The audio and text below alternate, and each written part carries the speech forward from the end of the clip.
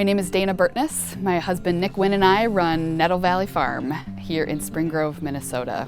We're a pastured hog farm mainly, but we also run an incubator farm program where we host young livestock farmers who are focusing on silvopasture and other agroforestry practices. So here on our farm, we are partnering for agroforestry.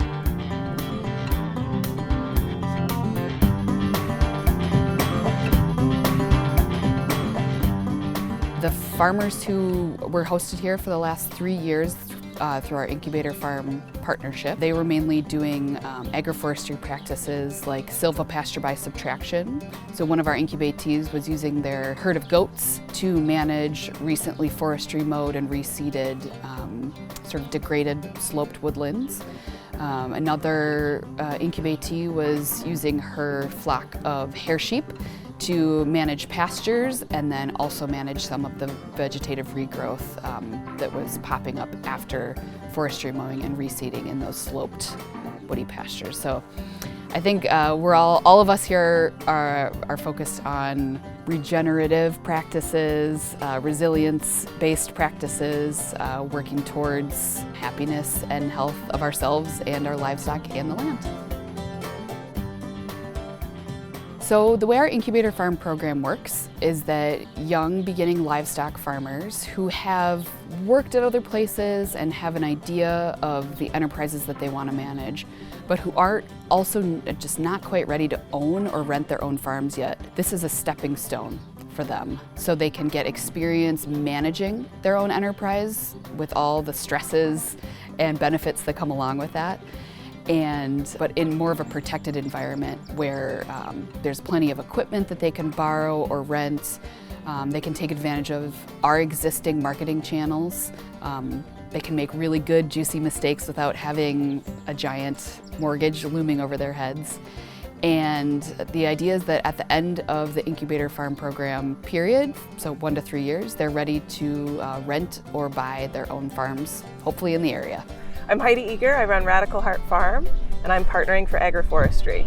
I was a program participant in Nettle Valley Farm's incubator program for 3 seasons, where I raised 100% grass-fed lamb and mutton, and also organically fed pastured poultry.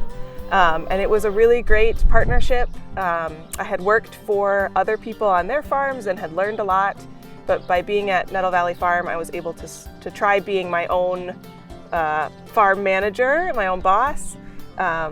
In an area where I didn't have a ton of overhead.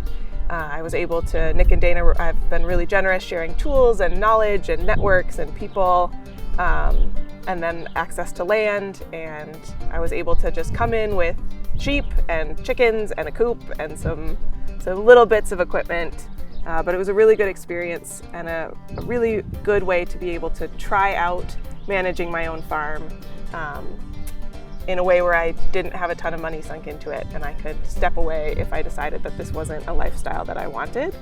And this partnership has been really invaluable in launching me as my own farmer. There are a lot of huge benefits for us as well. The way our incubatees pay for the experience and the access to land and equipment is through a work trade. And so usually 3 Fridays a month, 3 or 4 Fridays a month, we do a half day of work all together. And so usually they're helping me weigh pigs, seed recently forestry mowed new silvopasture paddocks down in the valley, install perennial beds. It's kind of whatever I need help with. So it's really fun to have that sort of camaraderie and people power while you're trying to get a big project done on a pretty consistent basis.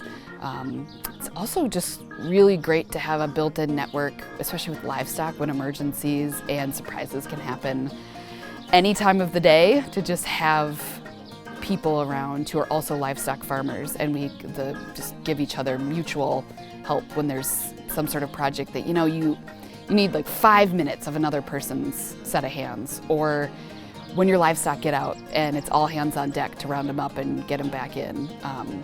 There are so many benefits to having partnerships through an Incubator Farm program. So for land access, we traded 4 hours a week, so 12 hours a month, for helping Nick and Dayna with projects around the farm. So I think that is sort of the most clear-cut benefit.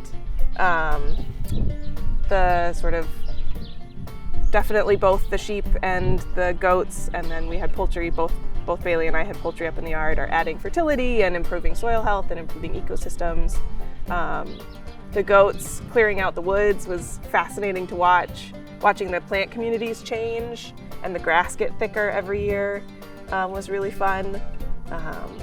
Sheep do a great job of trampling things and improving soil health. One of the reasons why I'm so excited about seeing more agroforestry practices being implemented is that agroforestry just needs a lot more people and a lot more skill sets, and creates opportunities for a lot more people and skill sets on the land.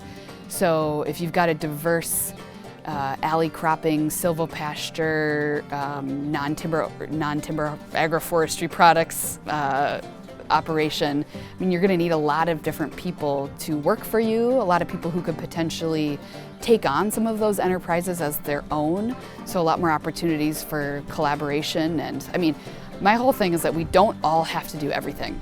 So when you're thinking about deploying some agroforestry practices on your land, that's your opportunity to think about how you can collaborate with other people who have the skill sets that you don't, whether it be planting trees or managing livestock or marketing, or we just don't all have to do it alone. That's the way of the past.